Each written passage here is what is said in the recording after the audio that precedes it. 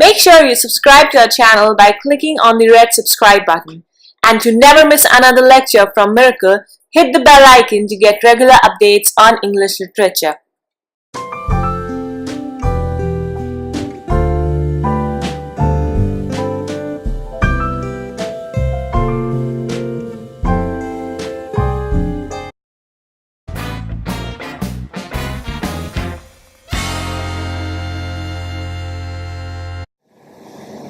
Oh, sir, she smiled no doubt whenever I passed her. But whoever passed without much the same smile? This grew. I gave commands. Then all smiles stopped together, and there she stands as if alive. These are the lines of the very famous dramatic monologue. Yes, you have guessed it right. Welcome to Miracle English Language and Literature Institute. I'm Professor Abha Sharma. Today we are taking Robert Browning's very famous dramatic monologue, My Last Duchess. What is a dramatic monologue? Robert Browning was a master of dramatic monologues. He's written plenty of them. In any dramatic monologue, there are three entities. One is the speaker, who speaks throughout the poem. Second one is the mute listener. The listener's presence is made felt in between the lines, but he doesn't speak. He listens all the time. And then there is drama. There is a hidden drama which takes the readers by shock. And you can find in Browning's monologues, dramatic monologues, all these characteristics. Even Porphyria's Lover, The Last Ride Together, and many more. So today we'll take up the My Last Duchess. This is a very, very interesting dramatic monologue. The speaker is a duke, Italian duke, who speaks throughout. And the silent listener is a messenger who visits him with a marriage proposal. So he takes him in a room and uncovers a picture of his last duchess. And then he says, "It's me only who can remove the covers." He was so possessive of his things that nobody was allowed without his permission to even touch them. So similarly, he displays the picture and talks about his last duchess. And while talking, he brings out the characteristics of his wife. While showing the picture of his duchess, he says that this is the picture, but she looks so alive in the picture. That means the painter, Fra Pendolf, had painted the picture with so much interest and liveliness. I mean, he was a great genius that he could bring her alive in the picture. So he says that he painted the picture in just one day. The Duke was suspicious that why was he so much interested that he took no time to paint her. And in the painting, there was a half smile which died along the throat.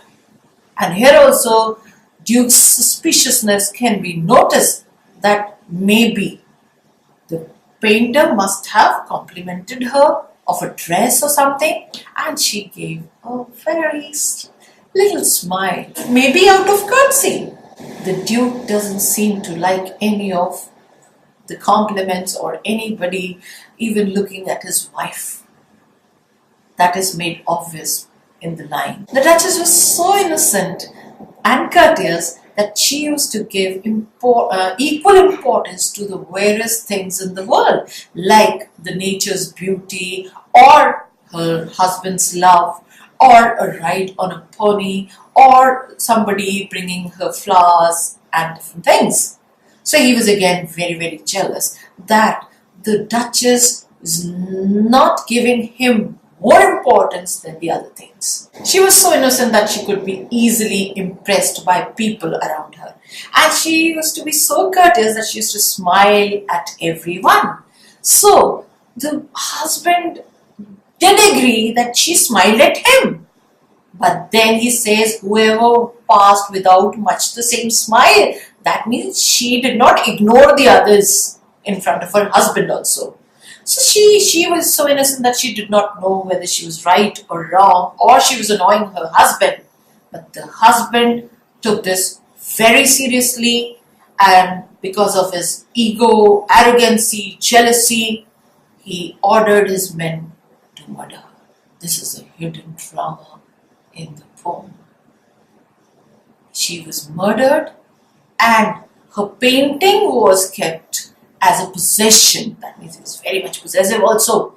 So he was showing that painting, and then he says to the messenger that although he will get a new bride and all the dowry and other things as well, but then he would like to show him some other very, very priceless things with him, which are just one in the world, and they have been specially made for him.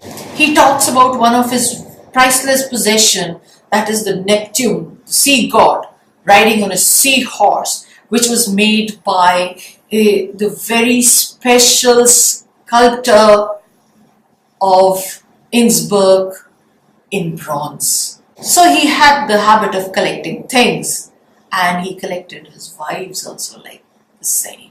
He had no emotion for them. Here Browning brings the elements of Renaissance, because Renaissance started in Italy, and he married Elizabeth Barrett and eloped to Italy and lived there for 15 years. There's nothing personal from his life, because he loved his wife very dearly, who was 7 years older to him and was a little invalid.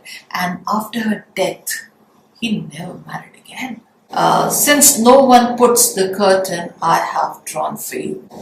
He wanted to say that it is my wish and everything around me goes according to my jurisdiction.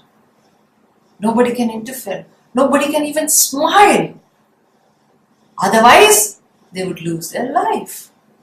So that was the cynical thing in him. And very beautifully, in just 28 rhymed lines, in iambic pentameter, Browning has created this masterpiece. The poem is so compact and full of drama, full of action. And there are two contrasts shown. The husband, very arrogant, jealous and suspicious, powerful, whereas Duchess, very innocent, easy to please, ignorant of the facts of even about the nature of her own husband. And husband was a life giver, life saver, or life taker, whereas she was the victim here.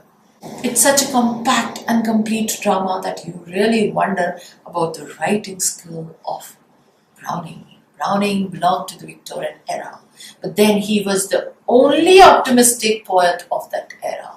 He was the only fish who swam against the stream. If you like my effort, please like, comment, share and subscribe. I get phone calls from all around the world. People say that they have liked my videos, they have watched all the videos and they've been benefited by them.